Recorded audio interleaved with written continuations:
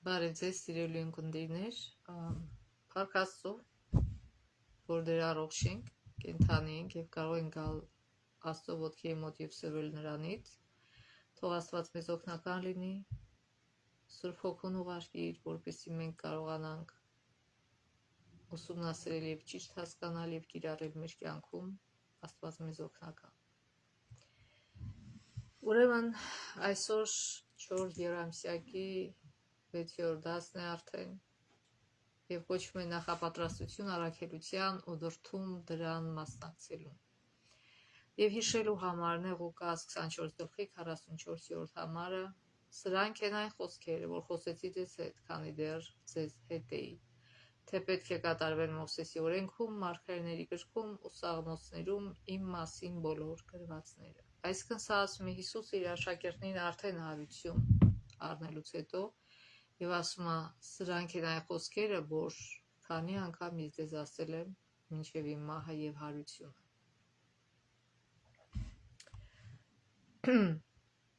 Պողոսը Փիլիպպեցիներ առաջին գլխի 15-ից 18 համարներում գրում է. Ոմանք նախանձի հոգարակության պատճառով, ոմանք էլ հոժարությամբ են քարոզում Քրիստոսին։ Սրանք սիրուց մղվելով են քարոզում, գիտենալով, որ ավետարանի պաշտպանության համար եմ այստեղ մնում, իսկ ոմանք հակառակությունից մղված են Քրիստոսին քարոզում եւ ոչ թե անկեղծորեն, կարծելով, թե իմ կապանքների վրա նեղություն կավելացնեն։ Բայց ինչ նշանակություն ունի։ Այլ խոսքերով ասած, կարևոր չի։ Ինչպես էլ որ լինի, պատրվակով, թե ճշմարտապես Քրիստոսն է քարոզվում։ Ու սրա համար ուրախ եմ եւ ուրախ էլ կլինեմ։ Այսինքն այլ խոսքերով ասած, Պողոսը այստեղ գրում է, որ երբեմն քարոզիչների մեջ լինում է մրցակցություն, նախանձ եւ այլ վատ բաներ։ Ոմանք ասում են, որ մաքուր սրտով չեն քարոզում, բայց ասма կապ չունի, ես ուրախ եմ, որ Քրիստոսը քարոզվում է։ Այսինքն կապ չունի, թե մարդը ինչ պատրվակով է քարոզում։ Ինչ պատրվակով էլ որ քարոզի, միշտ կլինեն մարդիկ, ովքեր լսում են այդ քարոզը եւ դարձի են գալիս։ Ճիշտ է, հնարավոր է, որ հետո այդ քարոզիչը, եթե չապաշխարի իր մեղավոր կյանքից կործանվի, բայց կապ չունի։ Մարդիկ դարձի են գալի իրենց խոսքերից։ Այսինքն սերն ցանվում է մարդկանց սրտում եւ դա արդեն ուրախություն է Պողոսի համար։ Ուրեմն սա ինչի մասն է խոսում,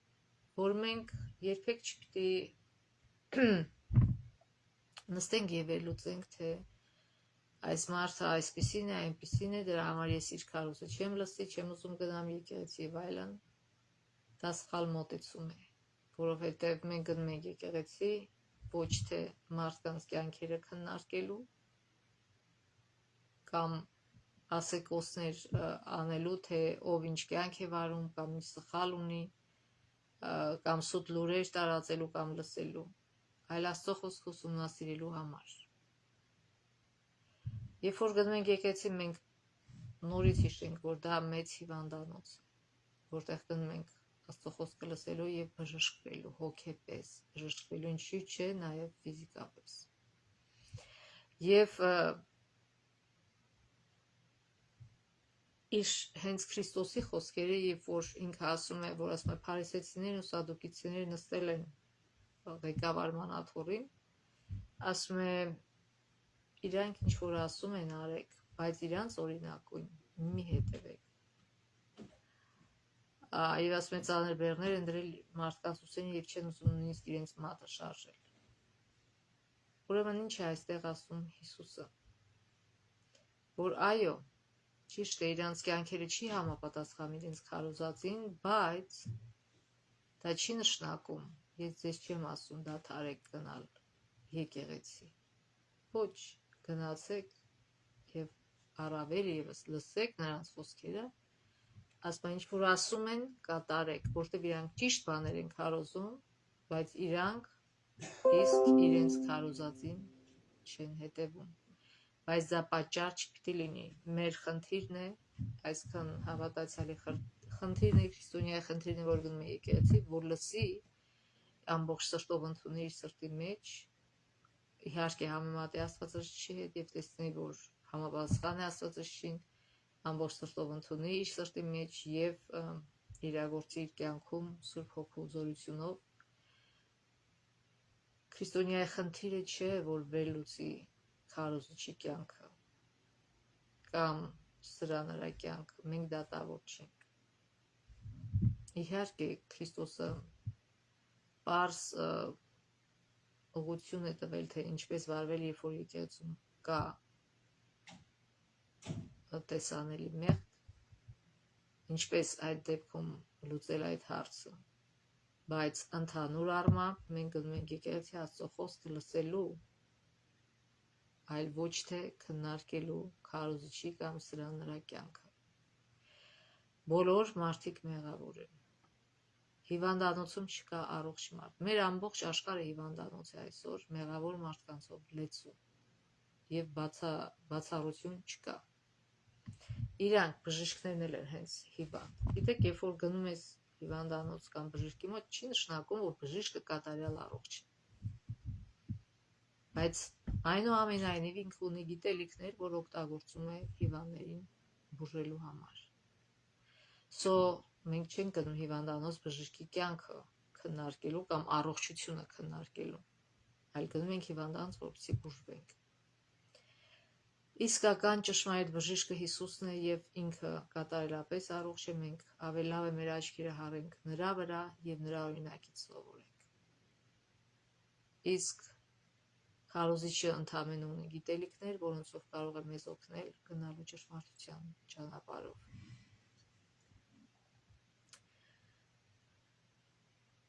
Ուրեմն Պողոս առաքյալը ասում է պատրվակով, թե ճշմարտապես միևնույն է Քրիստոսը քարոզվում է եւ ըստ Պողոսի սա է ամենակարևորը։ Սակայն իհարկե լավագույն այնն է, որ Քրիստոսի մասին քարոզելիս, առաքելություն իրականացնելիս, ուրիշներին բարի լուրը հայտնելիս մեր դրդապատճառը լինի սերը, ոչ թե եսասիրական փառասիրությունը, նախանձը կամ մրցակցությունը։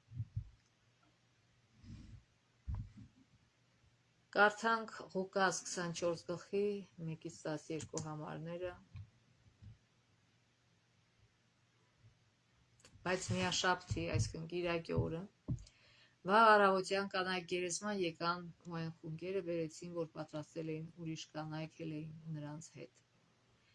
Եվ քարը գերեզմանի մի կողմ գլորված գտան, երբ ներս մտան, Տեր Հիսուսի մարմինը չգտան, որտեղ եկել էին Հիսուսի մարմինը իրենց խունկերով մշակելու,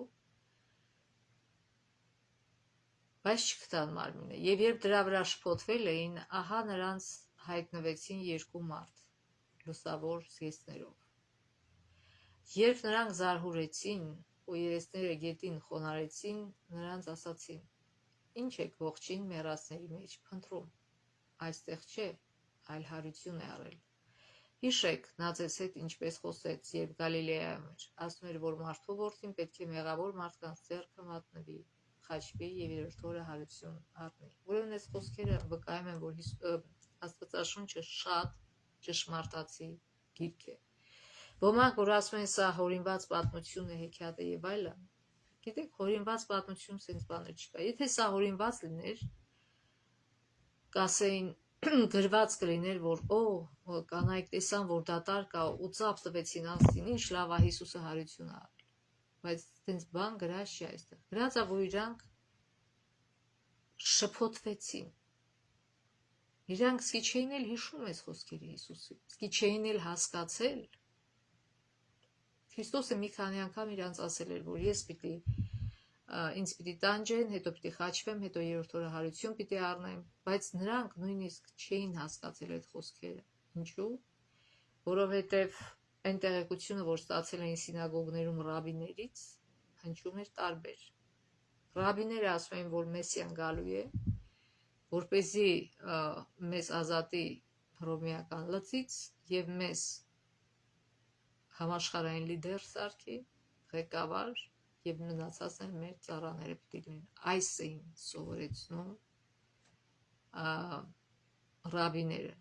Եվ չնայած 3.5 տարի Հիսուսը իր աշակերտներին այլ բան սովորեցրեց եւ քանի անգամ նշեց, որ ինքը եկել է բոլորովին այլ նպատակով, եկել է որ մեղքի եւ մահի խնդիրը լուծի, որ մարդկանց փրկություն տա բոլոր մարդկանց անխտիր, բայց քանի որ շատ խորն էր նստած նրանց նախապաշումները, որ իրանք այդքան տարի լցվել էին իրանց մեջ, այսքան ուղեղը լվացել էին մարդկանց, որ իրենք չէին կարողանում ընկալել Քրիստոսի այս խոսքերը։ Եվ հիմա երբ որ ասում է Հիսուսը այստեղ չի, իրանք շփոթության մեջ են ընկել։ Ասում է հարություն է առել։ Եվ ասում է հիշում եք, ինքը ձեզ այդ մասին ասում էր։ Եվ 8-րդ համարում ասում է, եւ նրա խոսքերը հիշեցին։ Վերջապես, երբ որ կատարվեց այս ամենը, նոր հասկացան, թե ինչի մասին էր խոսում Քրիստոսը։ Գերեզմանից վերադարձան ու այս բոլոր բաները պատմեցին 11-ին եւ բոլոր մյուսներին։ Եվ նրանք էին Մարիամ Մագդաղենացին, Հովհաննան, Հակոբոսի մայր Մարիամը ու նրանց հետ ուրիշներն էլ, որոնք այս բաները պատմում էին առաքյալներին։ Հիմա տեսնենք առաքյալները ինչ արձագանք կտան սրան։ Արդյոք առաքյալները ծափ տվեցին, ասին ինչ լավ, Հիսուսը հարություն առե, ոչ, որտեղ նույնը նրանց է վերաբերվում։ Իրանք լսել էին Հիսուսի խոսքերը, բայց չէին ընկալել, որտեղ իրանք պատկերացնում էին մի այլ ուրիշ բան։ Ինչքան էլ Հիսուսը ասում էր, որ ես ուրիշ նպատակով եմ եկել, միևնույն իրենց մեջ նստած էր, որ Հիսուսը եկել է որպեսզի իրենց հռոմեական լծից ազատի եւ թագավոր նստի եւ իրանք բոլոր ազգերի վրա տիրեն, որտեղ ռաբիները այդպես են սովորացրել։ Եվ բնական է, որ իրենք էլ չեն հավատում։ 11 համարը ասում է, եւ նրանց խոսքերը սրանց ականջին ցնորք թվացին, այսինքն ինչ որ կանայք ասցին, նրանց ականջին ցնորք թվացին եւ նրանց չէին հավատում։ Բայց հետաքրքիր է 12 համարը ասում է, բայց Պետրոսը վեր կացավ, գերեզման վազեց ու կռանալով կտավներն առանձին դրված տեսավ եւ տուն գնաց տեղի ունեցածի վրա իր մտքում զարմանալով։ Այսինքն շատ հետաքրքիր համար է։ Միայն Պետրոսը այսքան մարդկանցից որոշեց ստուգել այս կանանց ասացի ճշմարտացիությունը։ Ինքը շտապեց գերեզման եւ տեսավ, ճիշտ են ասում այս կանայք։ Իրոք Քրիստոսի մարմինը այնտեղ չէ։ Եվ մտքում զարմանում էր, թե ինչ բան է։ Այսինքն նույնիսկ Պետրոսը չէր հիշում, թե Քրիստոսը ինչ է ասել։ Եվ գիտենք, որ նույնիսկ երբ որ ցեցին քարոզել իրենք, դեռ այդ նստվածքը կար իրենց մեջ, որ միայն հրեաներին էին քարոզում եւ չէին ուզում գնալ եւ քարոզել հեթանոսներին, որովհետեւ նախապաշարված էին։ Եվ կարծում էին, որ միայն հրեա ազգը կարող է փրկվել։ Եվ Աստված ցույց տվեց իրան այդ տեսիլքը, որպեսզի այդ նախապաշարումից ազատի Պետրոսին։ Ուրեմն ինչ դաս կա մեր համար այս համարների մեջ։ Առաջինը, այս կանայք շտապեցին, ինչ որ իմացան, այս բարի լուրը իմացան եւ շտապեցին կիսվել, չպահեցին իրենց մեջ։ Իրենք կարող էին ասել. «Ահ, մեզ գժի տեղ կդնեն, չեն հավատա, ինչ գործ ունենք։ Հա, իմացանք, մեր մեջ պահենք»։ Չէ։ Չնայած այս ամենին իրանք գնացին եւ ասեցին մնացածին, չմտածելով, թե ինչ կարծիք կկազմեն իրենց մասին։ Սա առաջին դասն է, որ երբ որ մենք ճշմարտություն ենք իմանում, ինչ որ պետք է գնանք եւ կիսվենք մյուսների հետ, որտեղ Աստված մեզ տալիս է այդ ճշմարտությունը, որպեսզի ոչ միայն մենք փրկվենք, այլ կիսվենք ուրիշների հետ, ուրիշներին էլ տեղյակ պահենք, որ փրկություն կա։ Հիմա այդ ուրիշների գործն է իրանք ինչ ռեակցիա կտան այդ ճշմարտությանը, բայց մեր գործն է ճշմարտությունը ասել։ Տեսեք, ասում իրանց ականջին ցնորքեցին, ժի տեղ դրեցին այդ կանանց։ Եվ շատ հաճախ, երբ որ մենք էլ ասում ենք ճշմարտությունը, մեզ էլ են գժիտեղ դնում։ Բայց դրանց մեջ կան պետրոսներ, ովքեր որոշում են փորձել, իսկ միգուցե դա ճիշտ է, եւ անձամբ գնում են եւ պրպտում են